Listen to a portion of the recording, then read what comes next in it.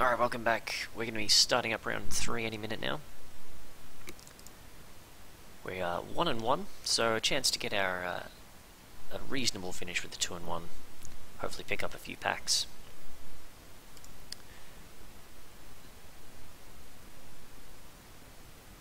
Two wins will pull us in 2 oath packs, which would be a nice little start.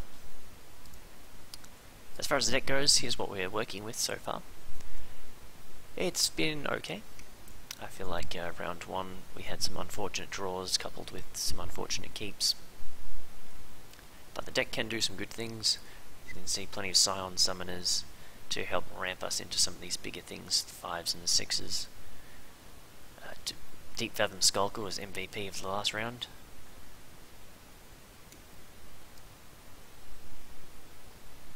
It's all here, just gotta hope that it all comes together.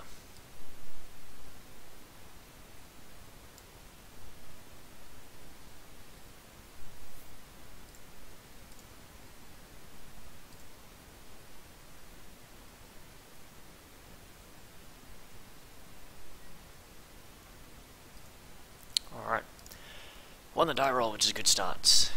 We have a lot of mana and not a lot of anything else. I am inclined to keep though, because anything we draw will be helpful. Now, I don't want to land on top, so I'm going to play the Fertile Thicket tapped, but not use its ability.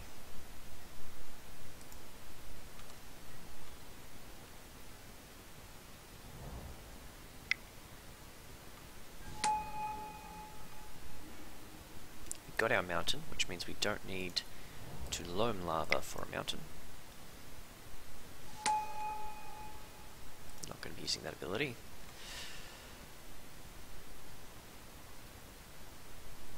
So now we're just looking for action. Any non-land spell will do. Got all the colours. Opponent is on allies. Apparently any non-land is hard to do.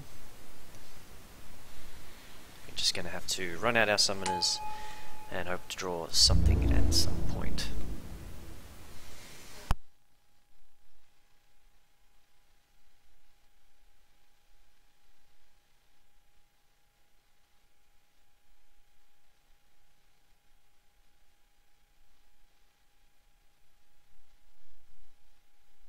The Calastro Healer is a rather annoying little card. Gonna keep draining us through slowly.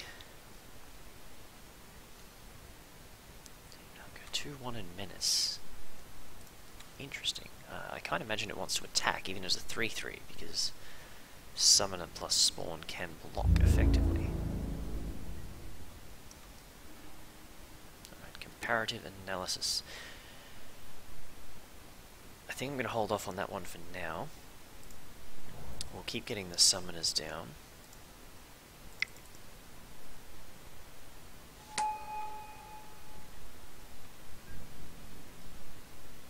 Just keep developing our board.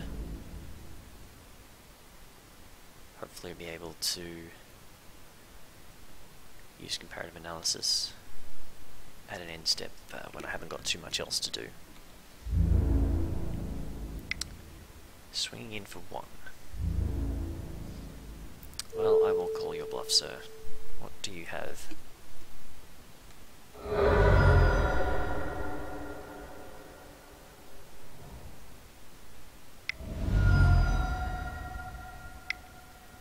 -2 all creatures? Yeah, okay. Yep, fair line, fair line. Nothing we can do about that.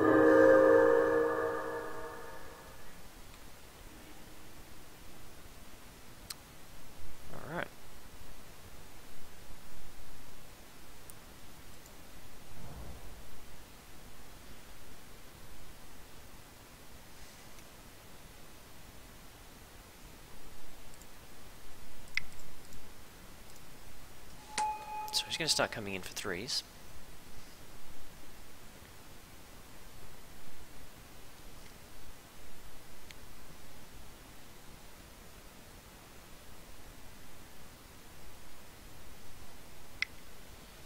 Can't block this one, so we're just going to have to take 3. Wouldn't want to block anyway.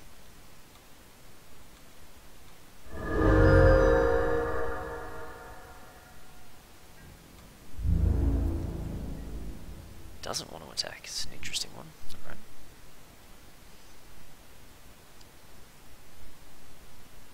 Okay. I'm just going to fire off the comparative analysis now.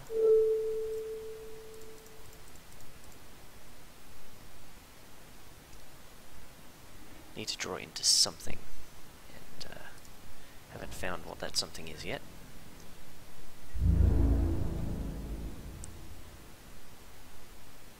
Our opponent playing a bit cautious, which is good for us, because we need time to draw into something helpful.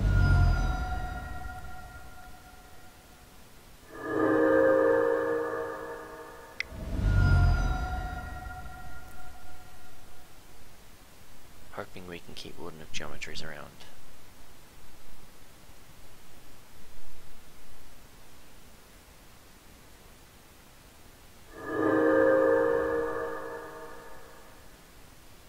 No idea what my opponent is trying to do. They're working very hard at it.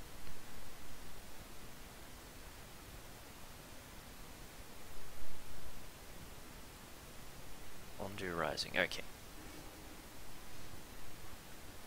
So that allows them to attack in for 7. It's going to gain them a lot of life and put them in a fairly advantageous position. I have nothing to do, so it's just going to take it. We can now, however, stabilize with our giant creature.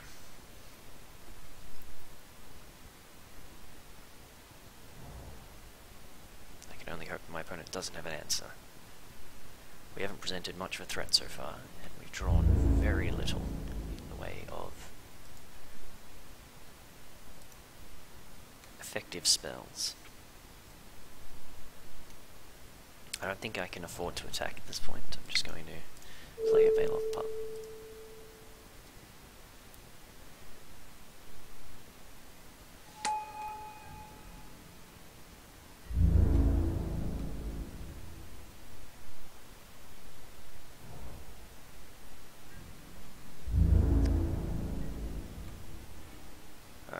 Hopefully we can keep winning the top deck war. And this is going a long way towards that, so 2 creatures to support, which will be Geometries and Baleful Pup. And we're going to fight Mountain.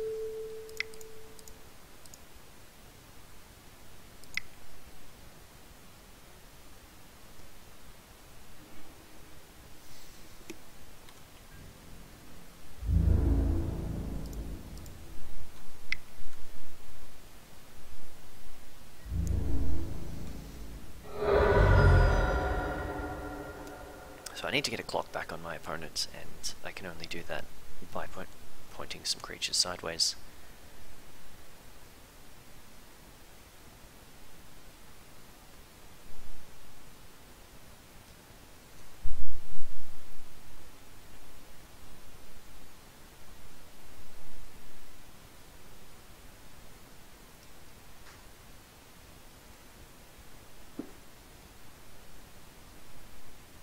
I'm not particularly inclined to trade Baloth Pup, but if he were to swing all out, then I'm going to do it.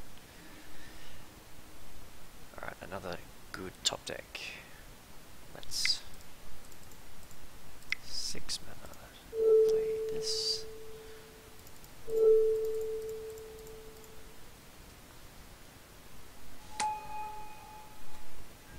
Alright, so in this case I really do want to hit.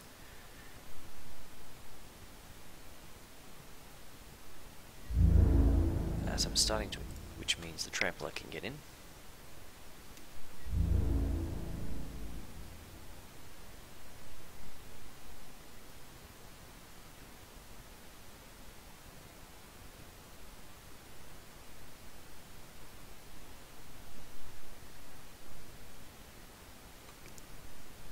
That's fine. Still get to deal the damage. Still gets to draw a card. Yes. And yes. Let's play a mountain. And I don't have that many reasons to landfall.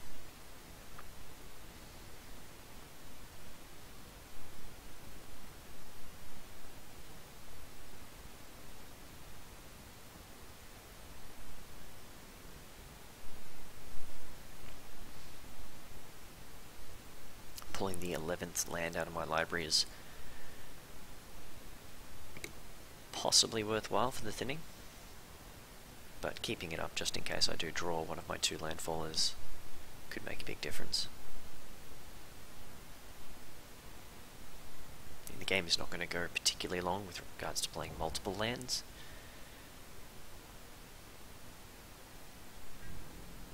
But if I get that elemental that makes 3/3s, could be quite a game-changing event.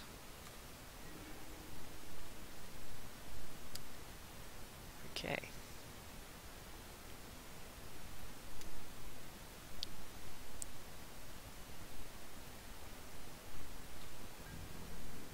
So, what I want to do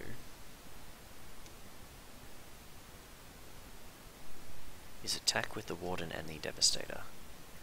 Make the Warden unblockable using its own mana, so I need to attack first. That means he is unlikely to have a trick that can kill the Warden in combination with the Calastria Healer, who's unable to block that way.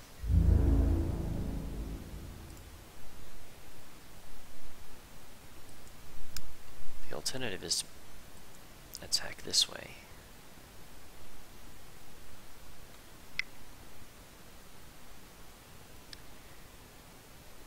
Use this ability on the Devastator, and that will force his hand in regards to blocking the Deep Fathom Skulker, because if he doesn't, he's dead.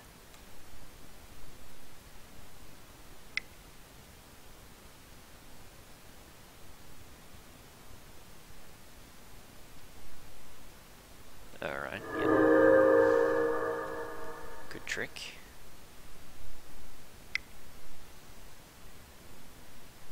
And Nick for there. Wow, that's a good play.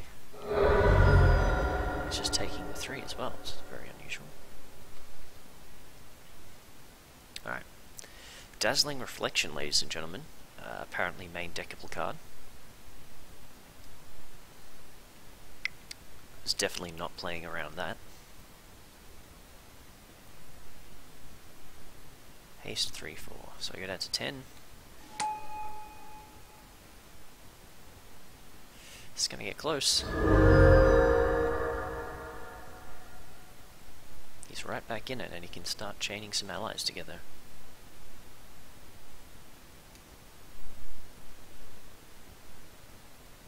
The slightly scary part here is that he swings in for 6, I go to 4.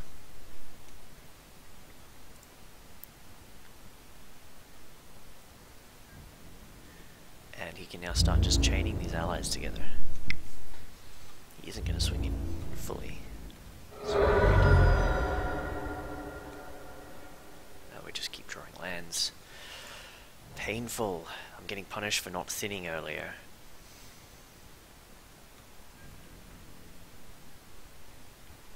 He has no cards in hand, so I think attacking with the Warden is safe. Because he's just going to let it through. He can't afford to lose Munda.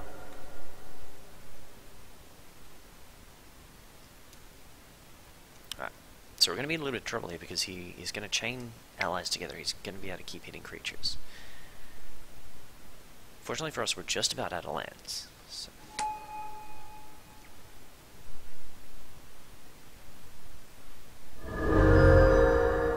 So 1 in 3 to hit land. Problem is we also have a lot of less impactful spells. He's hit the Protector, so he's Still hitting through. Not interested in attacking. Okay.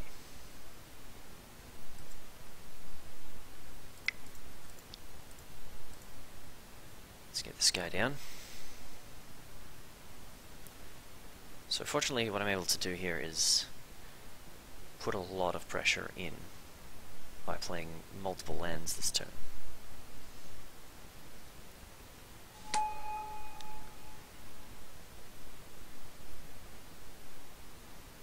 I have the option of attacking, just effectively sacrificing a land in order to put an extra attack in play. The fact that his creatures have menace, he's hoping to be able to get through with enough damage.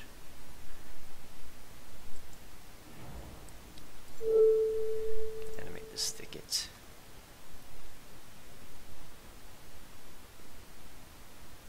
Benefit I have is I can create a 3/3 blocker at instant speed with this natural connection, so I'd like to continue doing that.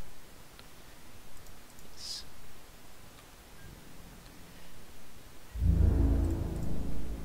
Send in the attacks. Again, he has asked himself if he's willing to block, and he's not. Munda is his win condition, so as long as that's there, he's just not willing to block.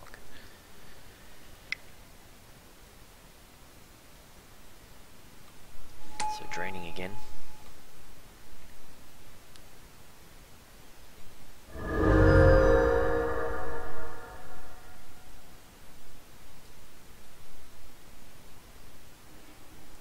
He's hit twice this time, so his creature's coming in with double strike in a turn. And he has a chain mage to help finish me off.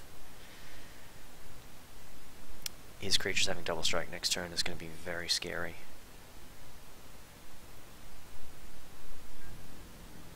Can't even tell which is which.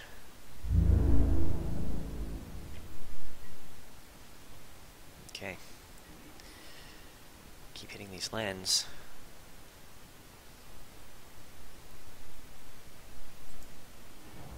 I need to be able to block.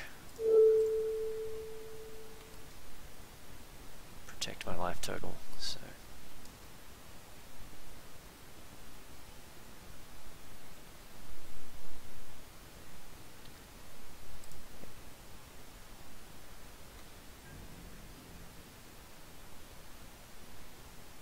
Again, I know this is going to take out at least one creature.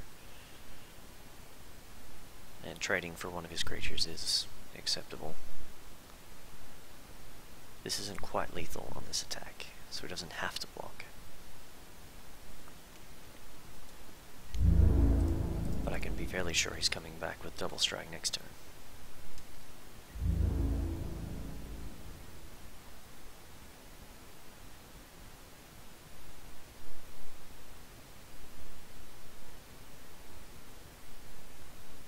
Willing to trade. Take 4.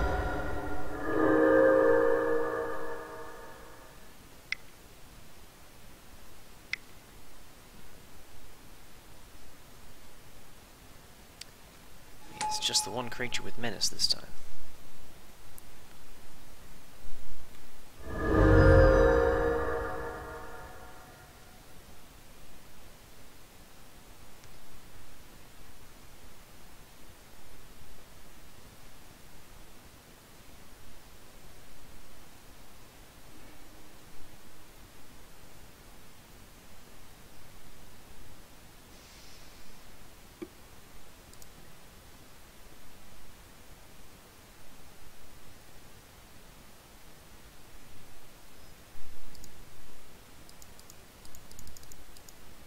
So we found 3 and put them all on top.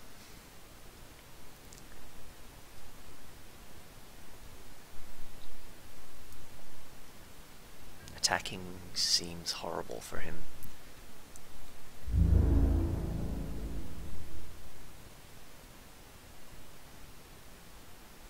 Okay. Now, let's have a bit of a look, because if I make 2 more 3/3s, I attack with 5 creatures. He must throw something in front of this. Only can one of my creatures get through if he blocks all out?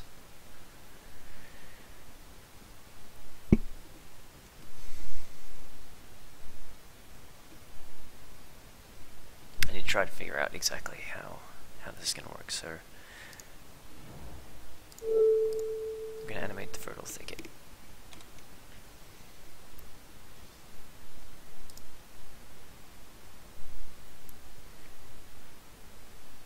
If I attack in,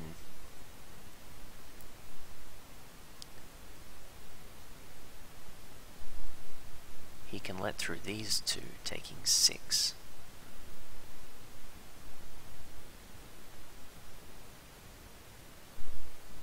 Blocking, double blocking here. Blocks the land. So, as far as I can tell, he has to block as much as possible.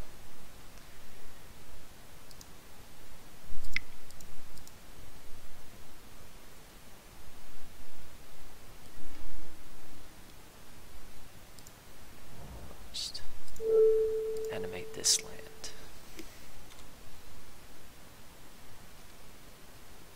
Yes. Go to attacks. I think this forces him into blocking everything because of the trample.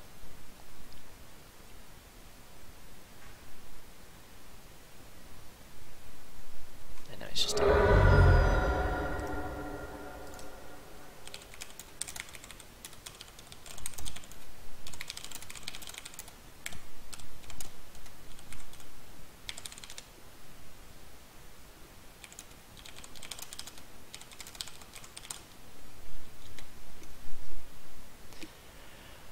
okay, so that worked pretty well.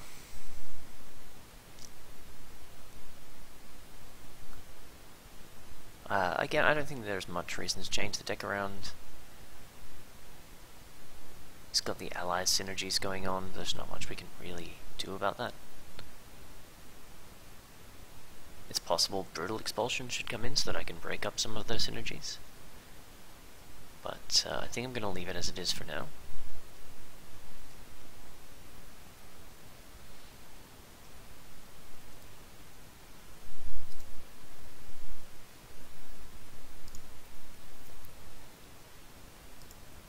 That was a close one. Alright, now we have pretty much everything we're going to need. I think this is a pretty easy keep. We're going to be able to ramp, we're going to get all the mana, and we're going to be able to draw cards.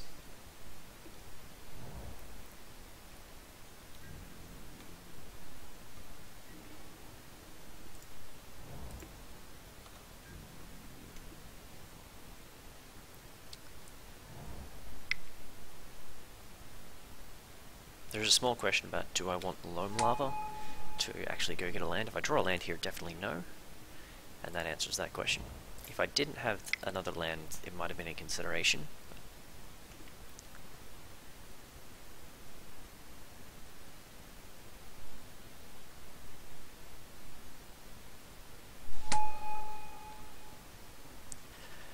So we won't be using that ability.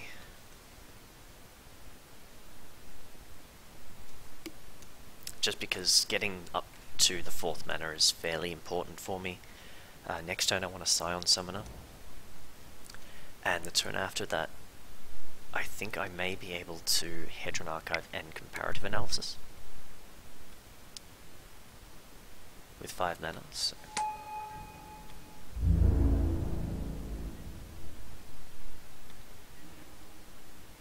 Or even Hedron Archive and Jwaral Avenger, which could be even better.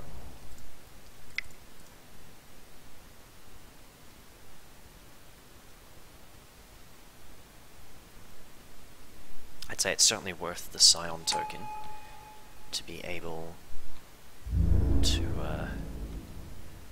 play both of them.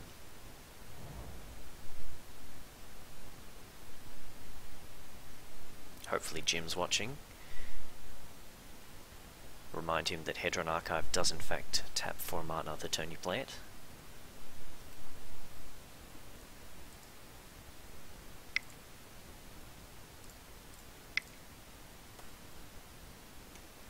he's got something big. These guys have double strike. Doesn't let the protector get through this turn. It's going to start causing problems. I mean, he's letting me make a mistake here. But I'm going to be blocking with my lava.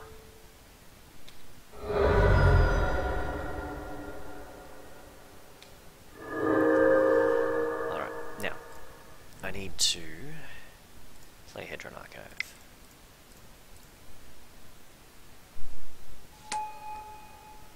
Follow that up with Draw for Surge.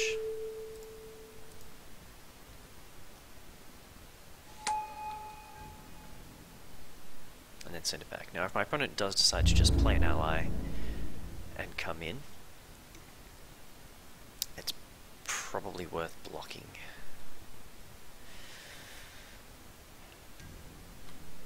He hasn't got the ally, so he hasn't got an attack. Excellent. Alright, my opponent is going to be struggling.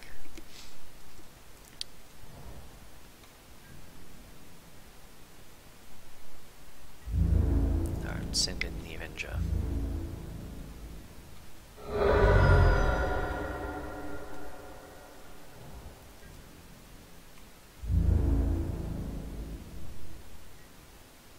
Alright, they've just bricked off.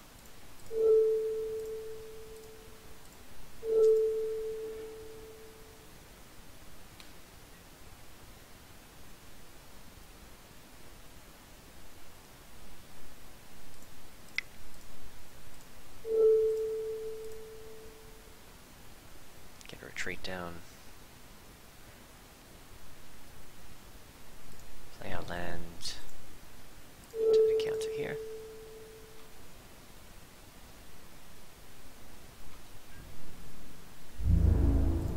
And just send it in. We've got the clock established. Now it just comes down to keeping our opponent from doing anything too crazy. They certainly have some ways to get out.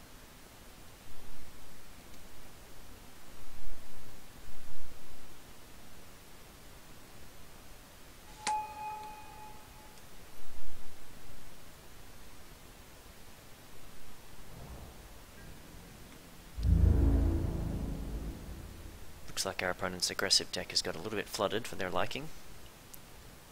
They've yet to play any of their other allies, so we're kind of getting an easy win on this one.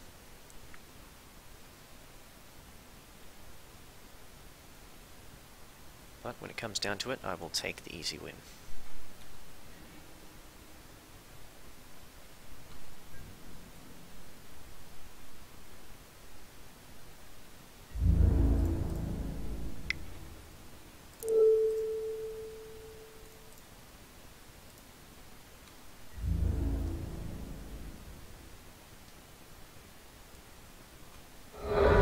So as it sits, our opponent should be dead next turn.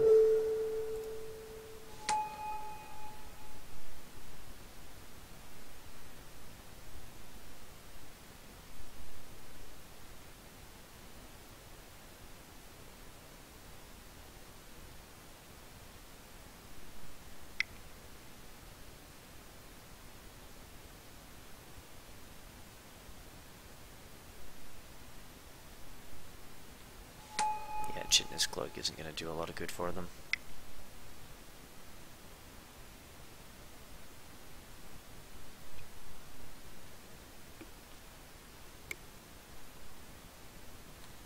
Right, so tapping out here just puts them at definitely dead.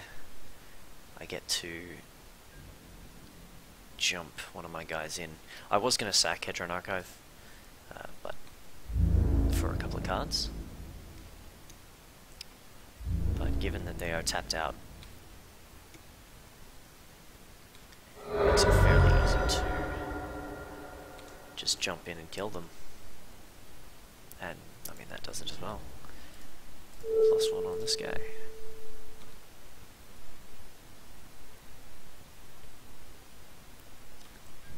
And go for the attacks. This, and this.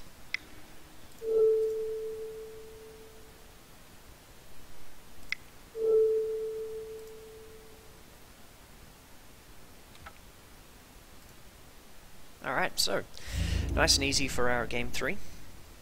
Fortunate that our opponent really didn't draw anything useful. That's our first experience online, at least, for Oath of Gatewatch. Got a little 2-1, which is not a bad result. Thank you all for watching, and we'll catch you next time for some more Oath. See you later.